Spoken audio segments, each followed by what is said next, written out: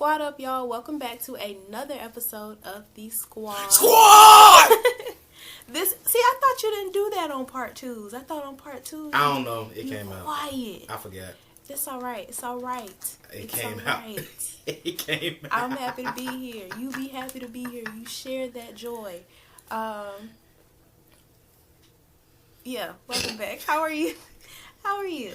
Oh, I'm good. I guess that maybe I don't look too good. It came out too smooth. But that's good. Like, it has been a learning week. It's great to be good. Like, I have not had the energy for much of anything work-wise, but everything else going on in life has been happening. So it's just been a learning week, and having God process some of the things that I thought I was already done with in order to help other people process this week. Mm-hmm. Like using my testimony and things that I done dealt with in order to help other people process their journeys with God has been really nice. It makes things have purpose. Yeah. Because I done had to talk about Florida sabbatical at least 3 times this week. And I ain't been trying to. But I got to talk to my kids today. I got to talk to my students. Yay. Yeah, I got a group FaceTime and we had family time while I was on break. So that's cool. good. I told them I was going to pop in and out to help them train during track season this year. This season coming up. And then I'll be at their graduation. So I miss them. I miss my kids. Miss my children. So, how about you and your minions? That's what I'm gonna call them. I'm good. I love my babies. They are interesting, but they teach. God uses them every single day to teach me. To teach me about what it is that I need to know, to teach me about what it is that I need to know to grow, whatever it is that he wants me to know, and what next steps are, or how I need to handle a certain thing. Through the kids? Yes. Okay. Like, when I tell you God teaches me through silent sermons, he will literally just say, watch, or I will be like watching them. Because most of my job is observation as well, because we have to like be able to assess where they are, to figure out what to incorporate in lesson plans and things like that. So it's just a lot of observation. Teaching. It's teaching. But when I'm observing on a deeper level. Mm-hmm. And so I see things and I'm like, oh, that's like this when this happens. Like, this little girl was we sang the cleanup song, and they know that means is it clean up everything? No, so I made up my own. Man, you lame. Clean up your toys. Clean up your toys. You're supposed to keep the classic. But they love that song. I don't care. So I started singing that, and so there's a little girl, and she started picking up the toys, but she was picking them up. She was picking them up, putting them back, and then picking something else up. And taking it out. Oh, so she was like, Yaya, clean up. I said, no, you're not. Boy, if that ain't a spiritual talk right there. Exactly. You thought you cleaned up. Exactly. Nah. When she said that, I was just like, that's just like us. That's life. That's so human. That's so human. You think you cleaning up, and you are not. Especially, I can speak from my own perspective. When you are living a life without clear direction, specifically without God's direction, you choose to be directed by the world, or you choose to be directed by how the world says you should do things, you will pick stuff up and take it out and claim that you're cleaning up when you just making a bigger mess.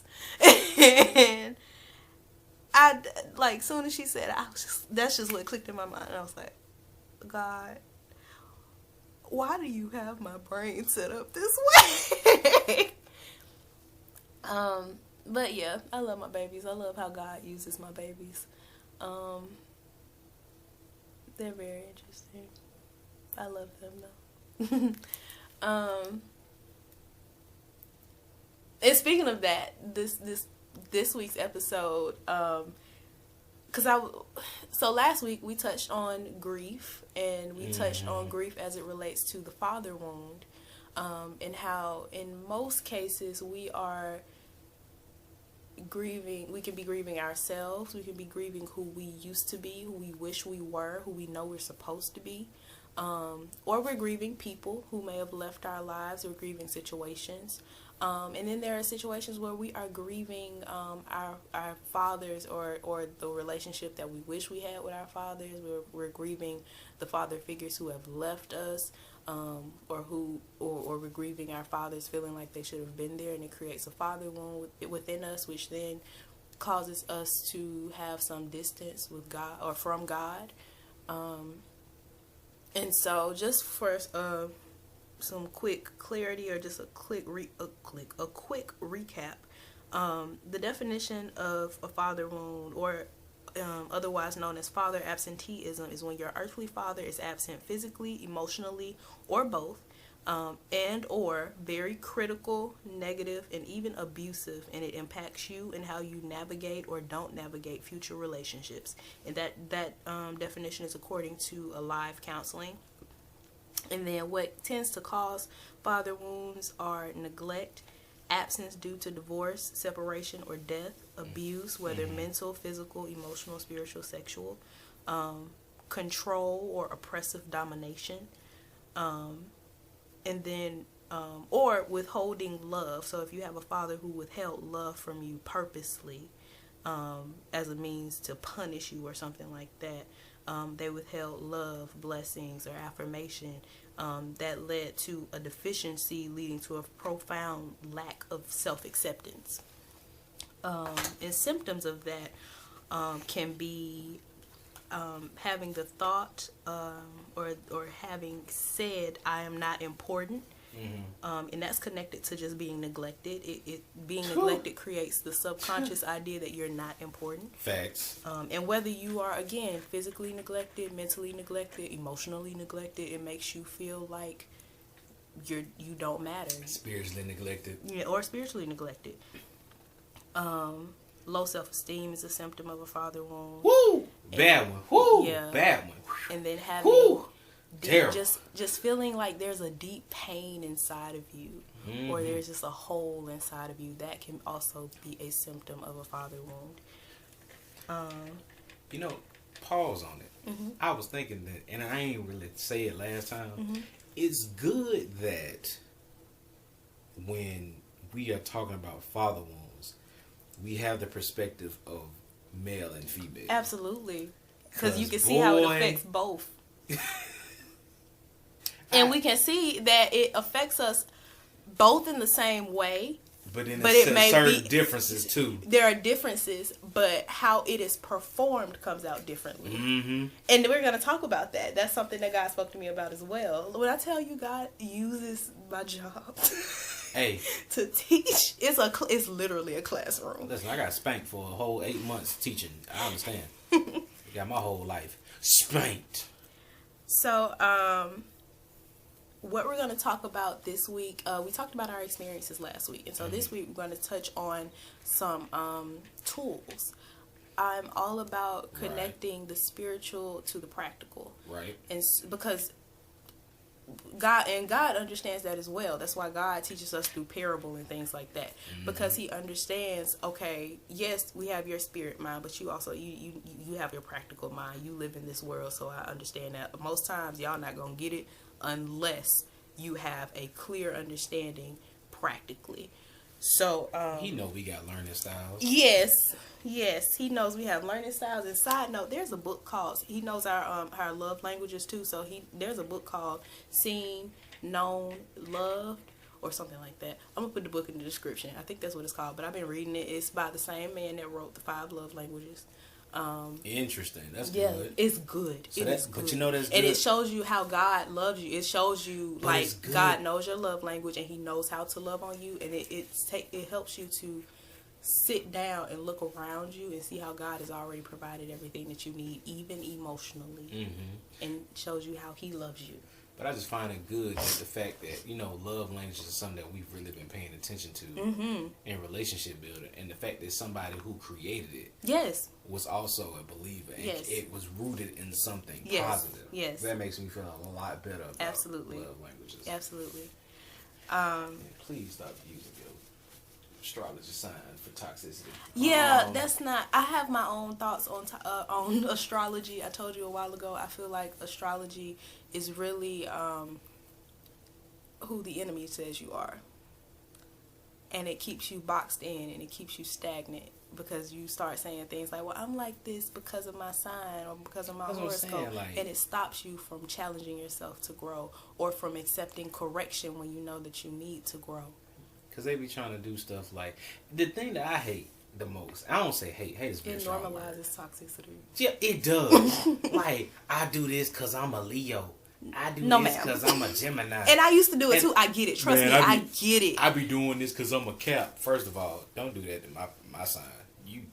You cold with it. I'm only like this because I'm a Taurus, baby. That don't mean you gotta overeat all the time. That don't mean you gotta spend your money frivolously all the time. You need to chill out. You need some self-control. I understand because I am there and I need some self-control too. It got nothing to do with what time you were born. Exactly. Or what day you was born or none of that. Man, listen. If you toxic, you toxic. That's how I feel. And you need to sit down and figure that out. You need a therapist. You need a therapist. Yo, astrological sign first, got before you even get a therapist, you need somebody that's gonna sit down with you first, or you need somebody in your circle who is gonna get real honest with you and be like, you need a therapist, or you need help, you need Jesus. Yep. On my thing for 2022, and people don't even know it, I'm giving it to God and I'm giving it to my therapist. Yup. Period. Pretty much. And I'm gonna move on. That's me. Pretty much. People be holding on too much. Yeah, and it stops you.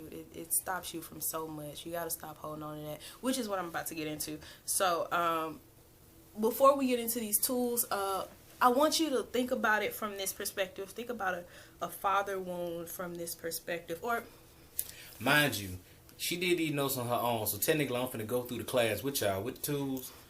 So if anybody be listen, like, this is coming up with when I tell you God was speaking to me at work, and I'm just sitting at work on my tablet typing, like, that's what she said. Okay, I understand. Yes, okay. So this gonna be my first time hearing whatever she said. So if people be like, they just be coming up with stuff, I be learning too. So, with a father wound, particularly with healing it, you have to go through a process of forgiveness first. Mm-hmm. That's facts. And with going through that process, it takes you asking God to help you, especially because we don't know, when we have been stuck in bitterness for so long, we don't know how to forgive. Man, and we'll fake forgive real quick. Yes, I forgive you. Still holding on to it. Man, I remember I got into a conflict with my folks not too long ago. And in the middle of the conflict, I thought I had dealt with this, thought I forgave him, but I remember I got reintroduced to the environment. Mm-hmm. So I wasn't prepared. I have been healed from it, but there are triggers that are still there from the environment. Mm-hmm. So in the middle of the conflict, I remember... So are you really healed from it, though? Yeah. Okay. Because some things you got to sit up there and be like, remember where this came from. Mm. And in the moment, I remember there was a sense... Because normally you would just act on it. Mm-hmm. But then instead of just recognizing where it came from, that's why I was like, I know I healed from it. Gotcha. Because in the moment when we was in conflict, it was me and my uncle going at it, and there was a part of me that was like, yeah, I want revenge because I'm older now. I'm not a kid no more. Right. This, and I sat there in my spirit while arguing, mind you, and I was like, dang, I could have really reacted off of this. Mm-hmm. And then I sat there and pondered it, and then one of the first times ever, me and him had he apologized, which ain't never happened, ever. So let me tell you how growth worked. And in the middle of it, normally I would have been like, it's cool, whatever, da-da-da-da. But I told him straight up, I was like, in that moment, I wanted revenge. And I told him. I just said, I ain't on that no more. I said, I done healed up. I done dealt with it. It was just the fact that I was in a similar situation from childhood that reminded me of something. I was like, dang. I don't even feel bad about arguing. I just feel bad for you that you still like this. But that's the next thing that I want to get to, that process of forgiveness. What God had to help me understand, particularly with forgiving my folks, and stop holding on to stuff, is I had to look at it from their perspective. The process of forgiveness is understanding how God has forgiven us. And so what we have to do is step outside of ourselves and look at where they came from. It's not fair to reduce your father or your mother or whoever to just being your parent. We want everything else before you. We want our parents, and my mom helped me understand this. We want our parents to acknowledge our pains and how we feel slighted by them, without acknowledging their experiences and how life has shaped them, causing them to operate in that particular way in the first place. Look at yourself and see how your environment, including your parental situation, has shaped you. Now, with those same eyes, view your parents through in the same way. And that's why I always say when people, especially me and you, done talked about it. Except they had fewer resources and less access.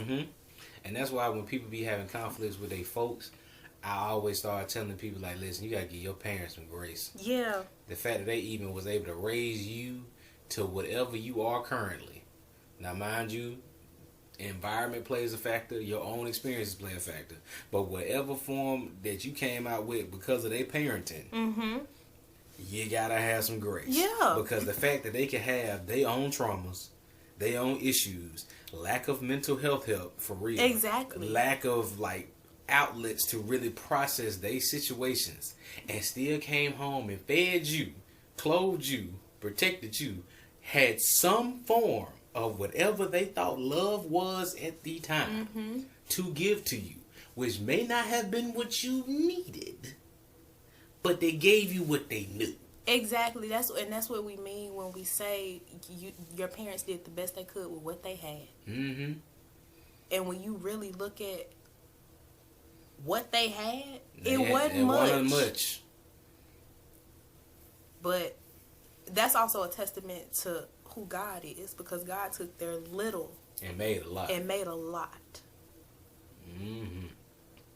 And so now you got to sit, once you think about that, you got to sit and ask yourself, am I really that selfish and bitter that I'm going to try to compound someone else's pain and trauma to make myself feel better? Yep. Because most times we get so angry and fed up, and we hold that bitterness inside that we want them to hurt in the same way that we feel like they've hurt us. And it's like, you don't realize how much you hurt me. I'm going to try to make them feel like how I feel. Why? Cycle. It's exactly. That's a cycle. You literally are creating a cycle. Most times we distance ourselves from an absent father or absent mom or whoever because we don't know how to navigate the situation. But most times it's just bitterness and wanting them to feel what we feel. But that's just because hurt people hurt people. Facts. So you have some grace on that. But now that we're talking about it, you have an awareness of it. And it's up to you to ask God to show you the necessary steps to take regarding your own personal situation. Because these are just general solutions that I'm going to give. And you actually have to take them and move into a different situation, move into a different direction. And I'm going to tell you something, too, to do before we start. And it's just something that hit me in the head. Because remember I told somebody a while back. And it's just, as far as people that like to direct blame. And, when people be like, oh, that person got daddy issues. Or that person got mommy issues. What I have learned is sometimes we have misdirected anger towards certain parents. Yes. Like, I had to learn, and this was just something I'm learning more through adulthood. Some people want to say that I was supposed to grow up with probably daddy issues, right? Rightfully so. I did. Absent father gonna give you some. But then the main thing that I started to realize when I got older was, and I remember that I saw some of my friends go through this, I ain't had daddy issues, I had mommy issues. Because the real issues you have is not really the one that's absent, it's the one that's there. And we blame the one that's absent. Because we're looking at it like, okay, you see he's not there. And that's what you blame. And why aren't you doing this? And why aren't you doing this? I may need this extra. So why aren't you giving it? Because they ain't got it. They ain't got it. They don't have it. They ain't have it when you were conceived. Exactly. They didn't have it when you were conceived. Most times they were probably doing what you doing, But they didn't have all the different the different technological advances of preventative care and things like that for pregnancy, or access to abortion and things like that. They were probably doing what you're doing in directing your which we're going to talk about, your behaviors, and using your behaviors to communicate that you don't have what you need. Mm-hmm. And to be honest, and lack of they education. ended up with you. Lack of education. Because bet money, I'm going to tell you this right now, and I'm just being hood about it. The way we make, well, not make, but the way we got folks out here popping Plan Bs like Skittles, you think our folks wouldn't have popped it more than us? Oh, listen. And that's, please stop popping them Plan Bs. You're destroying your womb. The wellness in me wants to tell you. But the thing about it, but I'm blaming the dudes too, because dudes be sitting up here trying to shoot the club up and already had a Plan B bought. They rude. You're rude. You're disrespectful. You came in there with the mentality of messing this girl life up, but I'm like, I'm gonna make you take this pill though. Is this a magic eraser? Goodness. Not even, like, we ain't even gonna go to the A word. I'm gonna go to the Plan B, magic eraser. You automatically knew you was gonna go in here and shoot the club up. You knew this. Or either you got the other people, and that sit up here and try to act like, oh, okay, pull out game strong. But here's the issue. Don't make me laugh. I know you're right, but I ain't gonna lie to you. That's cool if you got discipline, and even then that ain't cool. But some of these dudes out here, cause I done seen it, I done heard some girls talk about it. I got a homegirl right now pregnant cause of it. I ain't saying no names. Dude got lazy. Just that one night got lazy. That's disrespectful. Thank you. That's disrespectful. Thank you. Cause you got lazy. But see, that's the thing. Like, these different things going on in our lives. You think our parents wouldn't take advantage of all this stuff that we got? Like, if they had our stuff, you think that a lot of us wouldn't be here. Facts. Facts. And I'm talking about pre-abortion laws. If I really got to keep it a buck, they generation, especially the ones that was like high school in the 80s, early 90s, chill. They got us beat. Real talk. We just got more access to like things around the world, like social media and stuff like that. Imagine having the folks in the 80s with Twitter. Oh my. Snapchat. Instagram. Mind you, on acid. No, like real talk. Let's have it a book. And I'm just keeping it a book because I'm just being honest. Black people, listen up. Our folks had Freaknik. I know. I think about that, and they was trying to bring it back, and I'm like, imagine if they had social media in the Freaknik age. Oh no! My goodness. Oh no! Some of y'all parents still be on blast. They wouldn't have jobs. And I be seeing, and you just know, like some of them clips that be coming out of nowhere. Yes. I don't even know how y'all pulled this footage. This is on a tape. This is on a VCR tape. This thing says dated 1993.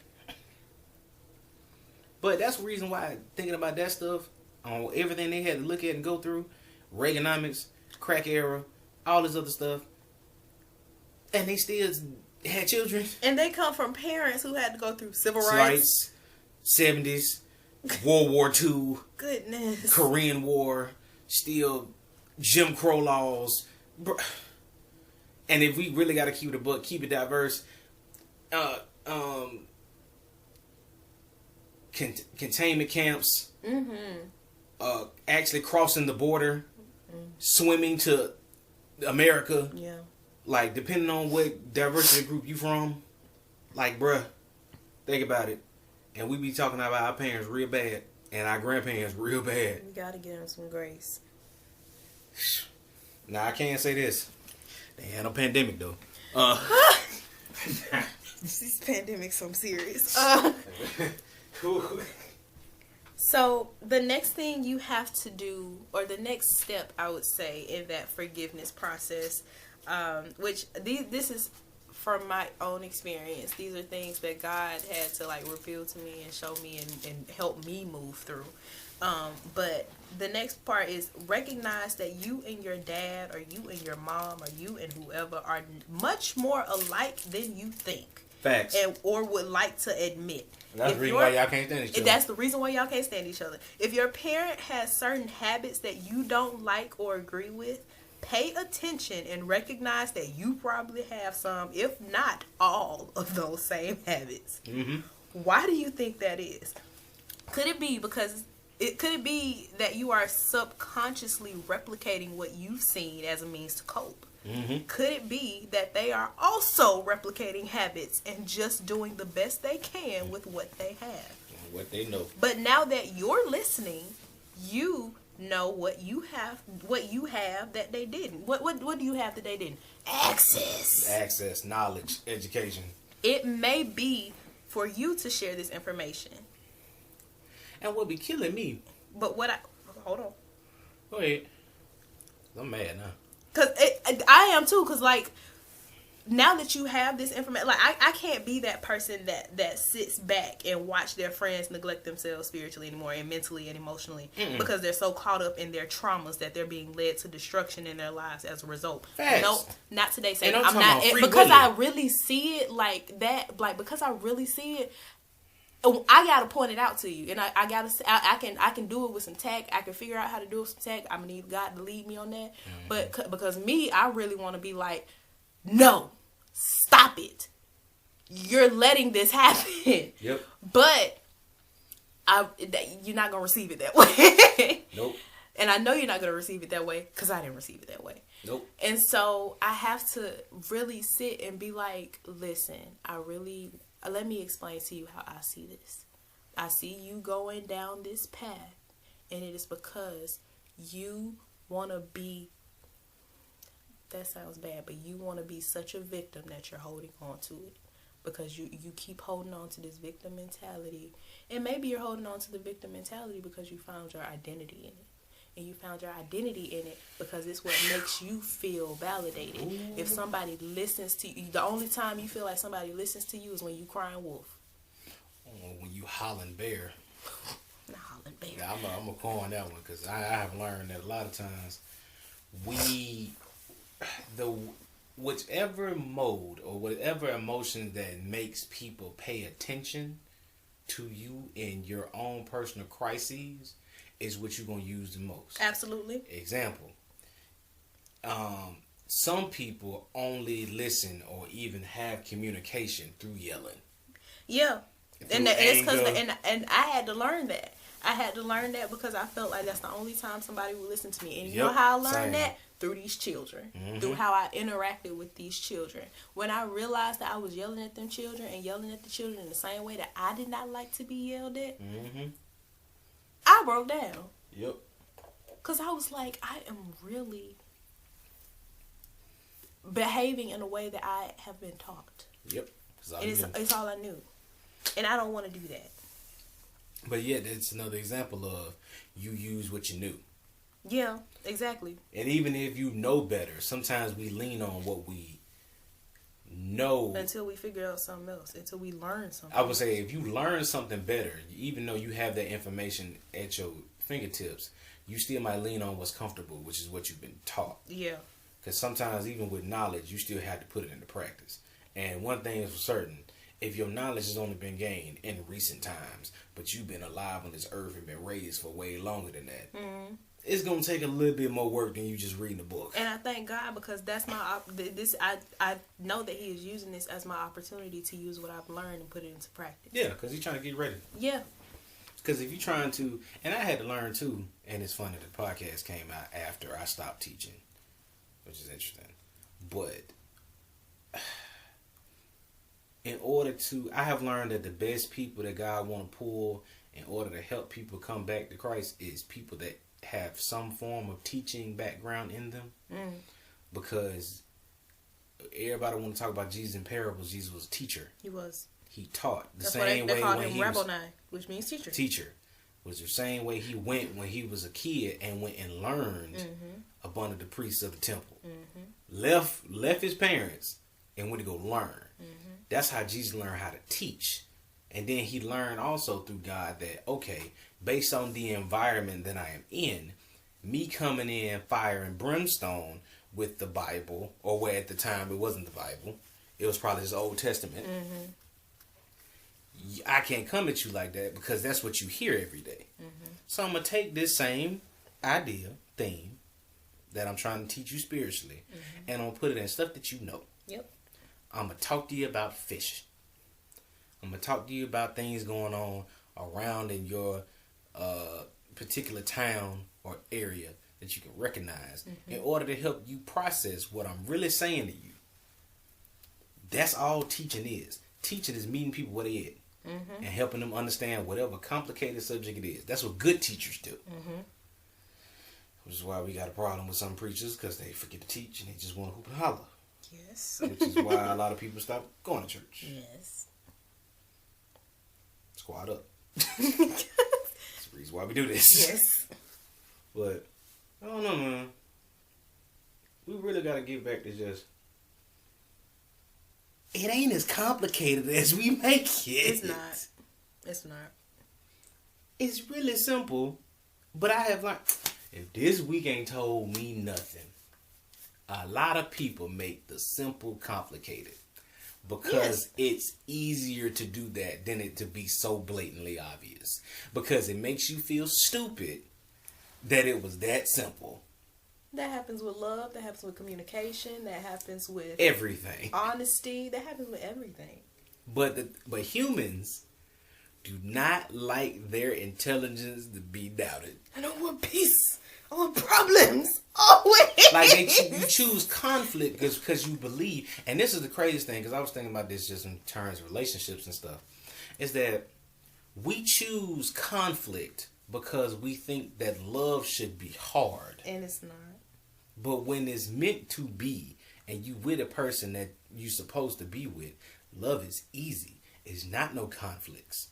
It's not as much toxicity as you think it is. Now, don't take that and mean like it ain't gonna come no tough times and all that. That happens in life regardless, because you're putting two different people together and having them to live together. That's just gonna happen. And again, you have to view it through the same lens. These people are coming from one background, and you coming from a whole other background. And so when those two backgrounds collide, it's going to be some conflict. Because you still trying to figure out stuff, they still trying to figure out stuff. Y'all not going to come together perfect. Are y'all going to come together whole? Sure. Are y'all going to come together perfect? No. And so... Oh, you are. Because you're going to come together perfect for each other. Yes. Y'all not supposed to be perfect. Not perfect. But you're perfect for each other if you're meant to be. Exactly. And with that, but still, you're not going to be, they're not going to be like, oh, they do exactly what I say, and they do this. No, ma'am. That's a human being. They are a human being. They're not robots. And there are going to come times where you're not always going to agree on things, but y'all have to know how to communicate. And what the love does, why it's easy to, that's where they're perfect for me. It's easy to love them. I love them enough to, even though we don't agree on this type of thing, we gonna agree to disagree. Or at least we gonna agree to compromise. We gonna agree to compromise, and we gonna talk this thing out. We not gonna hold grudges. We not gonna be passive aggressive. We gonna talk this thing out. Cause I love them. I love me. I love them. I love God. I love our relationship. That's a key part. I love God. I love me. I love them. Yes. Because all three of them got to be together. Yes. Because you can't just have two. 4, I love God. I love me. I love them. I love us. Facts. And even then. And at 5, I love the mission that we are pushing forward through us. That God is using us to push forward. Nah, you might not love that. You don't know. It depends. I've certainly learned that. I love it, but I'm in alignment with it. I'm in agreement with it. Yeah, that's different. And so because of that, with all those factors in mind, I care enough to communicate. I care enough to see this hard thing through. I care enough to have the hard conversation. That's what we mean by it's easy to love. That's what love looks like. Mm-hmm. And love is, I saw a quote that said love is constantly or agreeing to attend 1,000 deaths of the person or 1,000 funerals of the person that you are with or something like that. Because that person is every day they're becoming somebody new. They're constantly evolving, just like you're constantly evolving. It's an agreement that this person is seeing like this person is not always going to be how I met them. They're not going to be who they are now. Not going to be the person that you met. But I am committed to loving them regardless. Mm-hmm. because this is my person. It just makes sense. They're perfect for me. But anyway. But that's the reason why, to tie back to what we talking about. Yeah. The healing aspect that you must do on an individual level. Mm-hmm. Because when you said that you bring in two different people with two different backgrounds, you also bringing in two different people with two different sets of trauma. Yeah. And issues and situations they may or may not have healed from. And that's why I will say, and I recommend this for a lot of people, and it's something I'm going to put into practice again, is that you need to have individual therapists, they need to have an individual therapist, and then you need to have a couples therapist. Yep. Because in my past, I have seen that everything needs to be separated when it comes to your own personal development. But then you need to come together and do things together too. Because I would never recommend somebody have a therapist for a couples therapist. I would never recommend somebody have a couples therapist that is also their significant other's therapist. Because it makes you automatically have the ideal, and it can be true, that it's already subjective and biased. Yeah. Before you even walk in. And I've gone through that. Yeah. So it's like with the wounds that we're dealing with, especially father wounds, mother wounds, whatever, parental guidance, whatever we're going with. If you're talking in the vein of like collectively being with other people, you must recognize that there must be healing in place before even attempting relationships. And even if you do attempt relationships while not being healed from things, having that conversation and communication that like, look, I ain't got it all together as far as these particular things are concerned. Are you willing to be there to help me work through this? Or be there to support me while I work through this? Or are you willing to wait as I work through this and then we try again? These are all important things to have conversations about. Because some things you can go through with your significant other. Other things, it got to be you, and they just got to support you. Yeah. And other things you need to just do on your own and then think about dating. Yep. Or having kids. Yep. Especially that. Notes. So, after we've gone through the forgiveness, as far as father wounds are concerned, we then have to look at the behaviors that those wounds may have caused us to engage in. And also we have to look at, and just with grief in general, we have to look at the behaviors that we engage in because we're trying to communicate our grief or we're trying to work through our grief. So how do we begin to heal and change those behaviors? My general answer is go to God and ask him to show you in the word and then get a therapist. But if you're not quite there yet with any of those suggestions, here are some tools. One, evaluate all of your behaviors and habits. How you interact with others, platonic, romantic, or familial. How you interact with work, how you interact with God, how you interact with money. Honestly. And other things like that. Then with each one, break it down. You have to begin unpacking them. And this is honestly a lifelong process. And you got to be okay with that. Because sometimes you may not realize the behavior until after some time has passed. Or it takes other people pointing that behavior out. Which in many cases, we aren't always in the place to receive. Also, side note, because it's just popped in my head, or you may not realize until it is your turn to be a parent. Yep. And I know this is like the microwave generation and everyone wants to be better and healed quickly. And if the changes don't look like we think they should in the time that we think they should, we just want to give up. But for the first time in your life, start getting in the habit of fighting and overcoming that urge, because you may think that the length of the process doesn't benefit you, but what really won't benefit you is giving up on your development, because what that can subconsciously communicate is that you don't believe that God's plan is worth the time, and you don't believe that you are worth the time. And I say God's plan because it was never in God's plan for us to continue to live from a wounded, dark place. Because if it was, he would have never sent Jesus, who is the light of the world. And how would you have been able to see an alternative or have direct access to an alternative? No. how would you know if that healing is God's plan for your life? Because in some way, shape, or form, you have been able to see an alternative. You have direct access to an alternative, and also because you found this podcast in this episode. Facts. Maybe this is your first time listening, or you normally don't listen, or you've never heard us before until now. But something brought you here and told you to listen at a moment in time when you're just trying to figure it all out and don't know where to start or what to do, and you just need a sign. We're here to tell you that we get it. You're not alone. God is with you, and it starts with the evaluation and unpacking of your behaviors. So let's get into it. So that's the first part. The actual unpacking, what the breaking down of the behaviors looks like, or what that unpacking process looks like, is God gave it to me in an acronym ICE: identify, communicate, and exchange or end.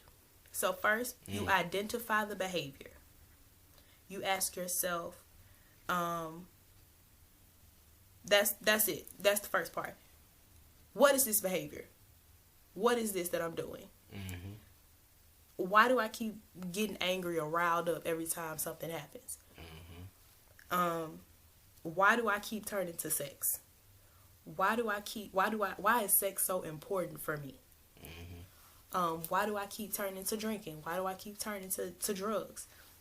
Figure out what the behavior is, whatever your behavior is. Why do I keep frivolously spending money? Mm-hmm. And then you ask yourself and God, because sometimes we might not even know, and so you gotta ask God. You gotta ask God to show you. What have I been trying to communicate through this behavior? That's the C. That's the communicate. What have I been trying to communicate through this behavior? This includes identifying what triggered the behavior in the first place. This also includes asking yourself, when I am triggered, what emotion does this bring about? Because now you have to actually address the emotion instead of bypassing it and just going straight to the behavior. And then you also have to ask yourself, when I am triggered by this thing, how does that feel in my body? Do I want to cry? Do I want to explode? Do I want to run away from it all? Because we have to understand that our emotions tend to produce physiological responses within our body. Mm-hmm. Like feeling anxious can either cause your body to tense up or create butterflies in your stomach, depending on the circumstance. Or having your feelings hurt. Pain. Yeah. Or having your feelings hurt can bring about a pain in your chest or even a numbness. We have to consider this part because the behavior you're exhibiting could very well be linked to the desire to avoid whatever that physiological response is, which is how a lot of addiction comes about, because you're trying to numb not only the memory or the mental part and the emotion, but you're also trying to numb how it feels in your body. Mm-hmm. Or the situation of where you don't even understand how it makes you feel, so because you don't understand it, you replace it. Mm-hmm. You'd rather just replace it with something completely different, right? Just because you don't know how to deal with it, don't know how to describe it, don't even know what it could be, right? But because it's something foreign, or either it feels like it's invading you, you'd rather block it out with something else. Mm-hmm. So now, after we've sat with that, we have to then find out, by asking God, how we can either exchange this behavior for a healthier one or end the behavior altogether. And whether it's an ending or an exchange is dependent on the behavior itself. Mm-hmm. This is beneficial. This acronym ICE is beneficial not just for us individually, but how we understand ourselves. Mm-hmm. But it's also individual. It's also necessary and important for how we understand others. Mm-hmm. Because again, when we take the time to acknowledge that, one, everyone is a product of their environment. Facts. 2, people's behaviors can be shaped by their environments. And 3, if people are not aware of how to communicate something in a manner that is honest, open, and transparent, they will do so through their behaviors, which is why the phrase actions speak louder than words exists. Facts. When we are able to acknowledge all of that, instead of passing judgment, we can then develop a level of compassion and empathy that allows us to better understand others.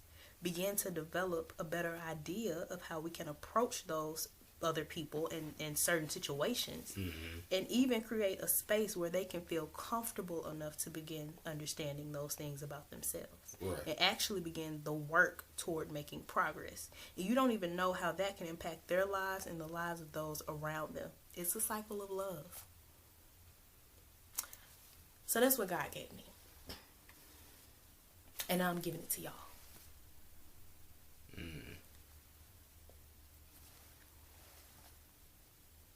Got some tweaks. Okay. Not really tweaks, but add-ons. Okay. Because the only thing that kept popping in my head was I remember when I was in social work, and I'm going back to social work. Mm-hmm. Social workers had these terms that they had to revolutionize and change. It was always person and environment, Mm-hmm. but a lot of good social workers started to change it as person in environment. Okay. Because one of the main theories that I like to work with when I was in class, and one of the things I want to study more, is the idea of systems theory. Mm-hmm.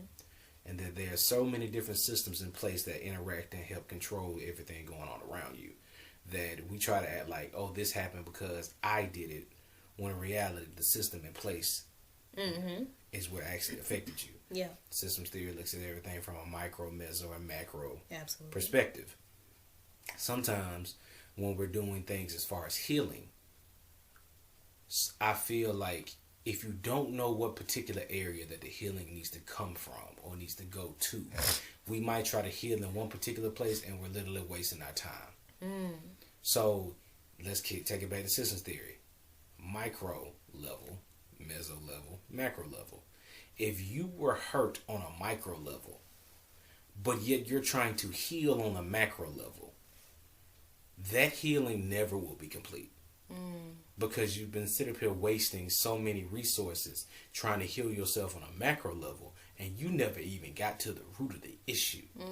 So, for example, because everybody only talk about relationships all the time, we are very relationship driven in our generation. Now that I think about it, but it's just easy to go to because that's what everybody sees on social media.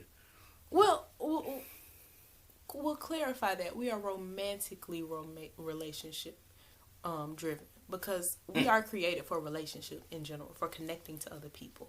That's how God gets his message. That's how God shares himself through us, through relationship. But as far as romantic relationships are concerned, we are very romantically driven as far as relationships are concerned.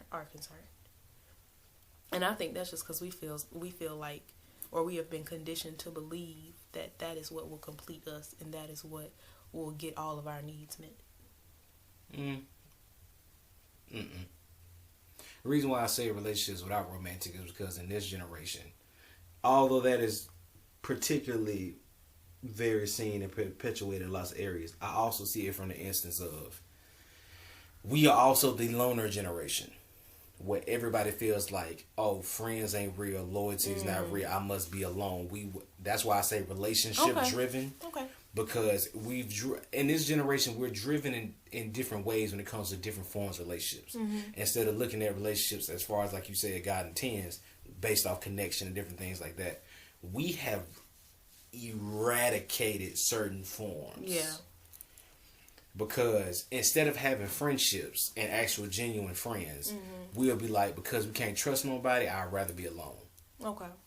Same way as in romantic stuff, because back to the systems theory, reason why I brought it up was you may not have healed on a micro level when it comes to the different traumas and stuff you may have dealt with a parent, but you choose to heal on a macro level of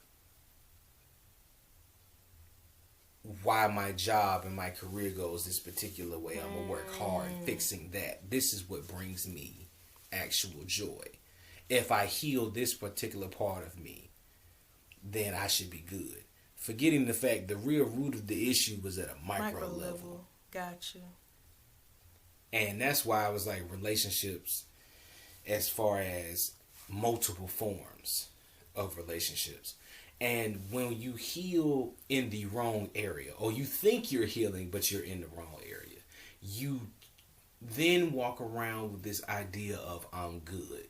again, yeah, I'm cleaning up. And it ain't even. And the thing about it is, in a lot of ways, we ain't even started cleaning up. Like I would say it get to the point where it ain't even like the little kid put something back and then pull something out. You just keep pulling stuff. You just pulling stuff out.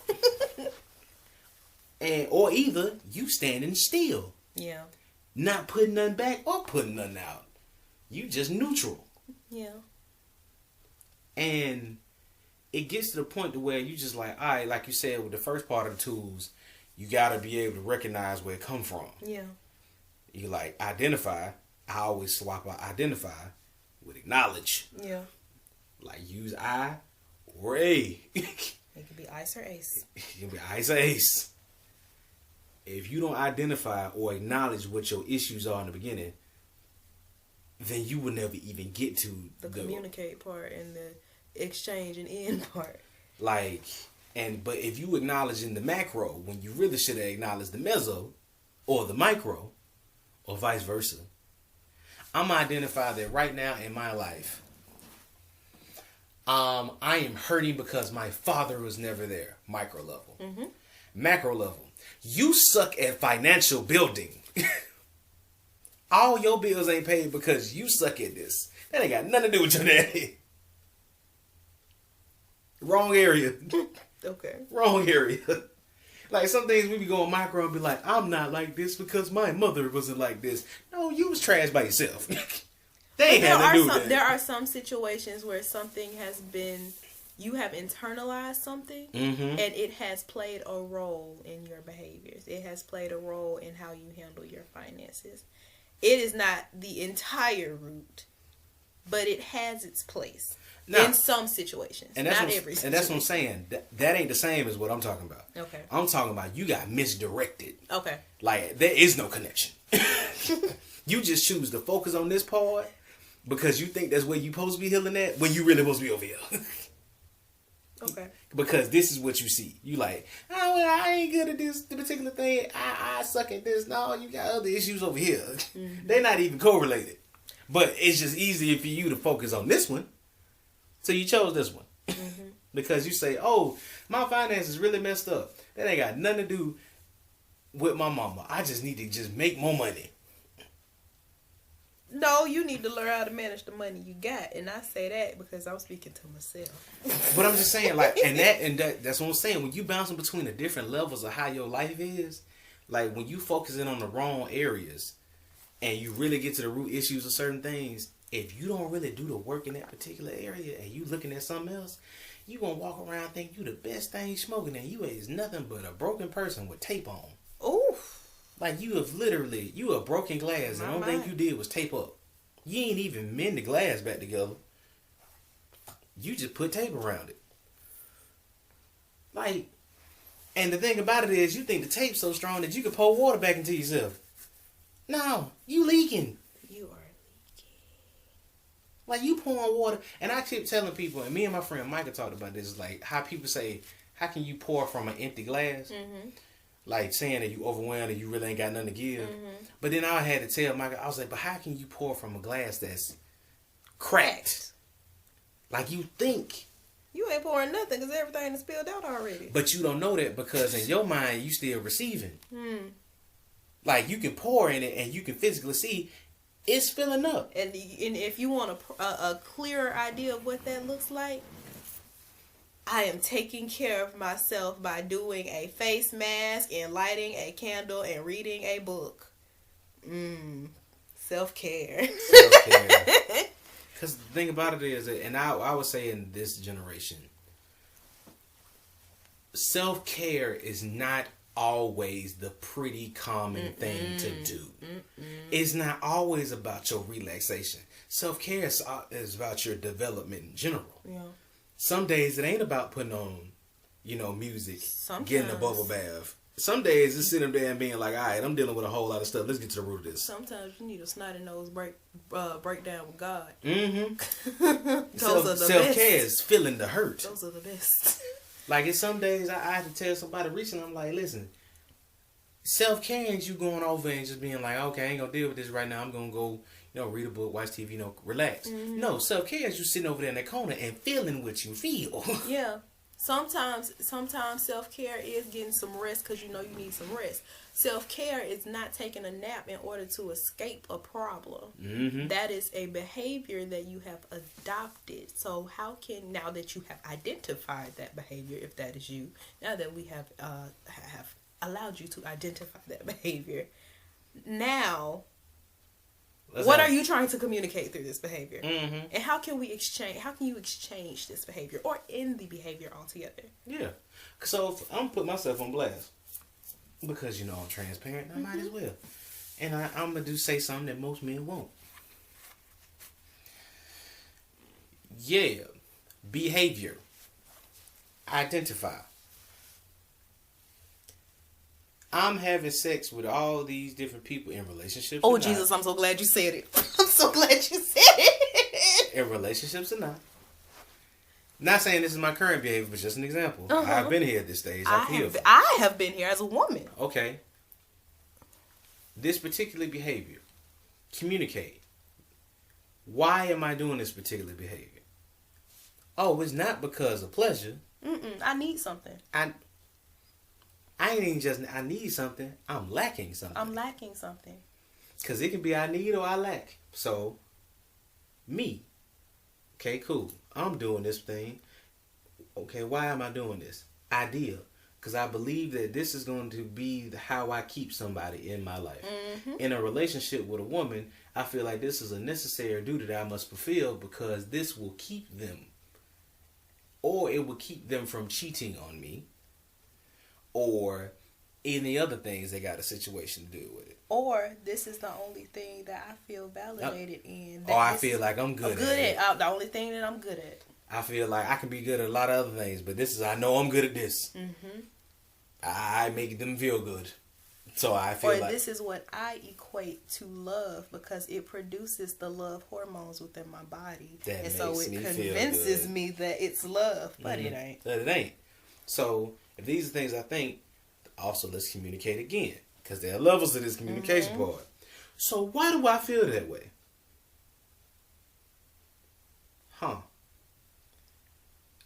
I lack self-esteem. Mm-hmm. I don't believe that I am good enough to be wanted in just a general way. Mm-hmm. So the real root of the issue is go from sex through all these different things to you lack self-esteem. Some people will not connect self-esteem to sex. A lot of men won't. But then we get to the exchange and the extract. Do I extract this? Do I exchange it? Sex is not a bad thing, so I'm not going to extract it. But I'm going to exchange the time of when I do it. So because of that, I choose to be abstinent and work on my self-esteem. There's an exchange. Sex is not a bad thing because I will have sex with my wife whenever it has it. Listen, it's for the bedroom, the undefiled. Can't wait to be a freak. Thank you. Can't wait to go back in a better form, baby. I'm going Super Saiyan this time. I thought I was Super Saiyan before. But married? My anime heads. Listen, Super Saiyan 1 was cool. I'm Super Saiyan Blue now. I'm Ultra Instinct. We're going to leave that to the anime folks. I move without consciousness. I just got it like that when I'm married. But until then, I'm chilling. A word. And I worked on myself during the time to where my self-esteem is building to where I don't have to. And I could be in a relationship, if I could be transparent, I could be in a relationship and not have sex with my partner and be fine with that and not wonder if that means that they don't want me. Because I understand also, one, that my worth is not connected to sex. Two, there just comes a moment in every relationship where it ain't always going to be hidden like that. Things ebb and flow. Stress. Exactly. Life happens. Life happens. People. But I will not internalize that as meaning something is wrong with me. Or them. It may be something. The fact that this is going like that, y'all need to have a conversation. Exactly. Or you really want to keep. Let's talk about what's going on in life in general. Let's go back to having pure intimacy, period, and not replace sex as the intimacy. Because sex is. I posted that today on Instagram. Let's learn what intimacy is, and let's learn how to have intimacy without sex. Mm-hmm. But this is just an example of just how to use ice or ace. Mm-hmm. Another form could be shouldn't go there. Maybe. I don't know. I'm thinking about it from somebody else's perspective that I've gone through this week, but I'm just gonna keep it to myself. Okay. Yeah, I'm just gonna think about myself. I'll do mine. Mm-hmm. So, I am on a weight loss journey at the moment, Mm-hmm. and it is because I have realized that one of my behaviors has been overeating. So the behavior, overeating. What is that behavior trying to communicate? Particularly, I was eating carbs and fried food. So, eating those carbs and fried foods, they create a feeling of warmth. This is actual science. It creates hormones that are released in the body. Especially when you are stressed. Mm-hmm. What I am communicating is that actually I am dealing with a lot of anxiety about why I don't have friends. At the time that I was doing it, why I don't have friends, why nobody likes me, why I feel like nobody wants to be around me, why I don't know how to manage relationships, why my family life seems like it's going to crap. And so to manage that stress, I'm going to take in a bunch of carbs. And I'm going to stuff myself with those carbs until it feels good, until I feel good, until those carbs produce a feel-good hormone in my body, and I no longer feel like I have to take in those carbs. How can I replace this? How can I exchange or end the behavior? Ask myself, why am I hungry? Or am I really hungry? Or am I just bored? Or am I just lonely? Or am I just sad? And if I am, let me journal and write out those emotions and figure it out. Or let me get a therapist. Or let me go for a walk, which also releases feel-good hormones. Mm-hmm. I won't say let me go work out, because working out can become a distraction, because you can then overwork yourself. Just like work can become a distraction. I'm not trying to distract myself. I'm just trying to find a healthier way, because if I just go for a walk, I can think while I'm walking and begin to process these things while I'm walking. I can shed some tears while I'm walking and feel whatever emotion that I'm trying to feel while I'm walking, or that I need to feel while I'm walking. I can talk to God while I'm walking. Mm-hmm. So let me replace overeating with going for a walk. Let me replace eating these fries, because I love some fries. Well, I love potato. Listen. I love anything a potato can be in. Any form of a potato, I would take it. Let me If I could be a potato and bite myself, I would. Instead of that, let me go for this walk. Or why am I being lazy and not doing the work? Why am I procrastinating? Boy, don't do that. Hold on. You're hitting too close. Back up off of that. And I was playing. no, because me and my mama just had a conversation. Why am I procrastinating? Because I have a fear of failure. Because I have a fear of failure. And because I have gotten comfortable in chaos, because chaos has been the only constant that I've known. Mm-hmm. And so cleaning up is different for me. And so I have not always been the most organized person. It's not a matter of what my mom has called it is organized chaos. And so I know what organized chaos looks like in my life. I've seen it.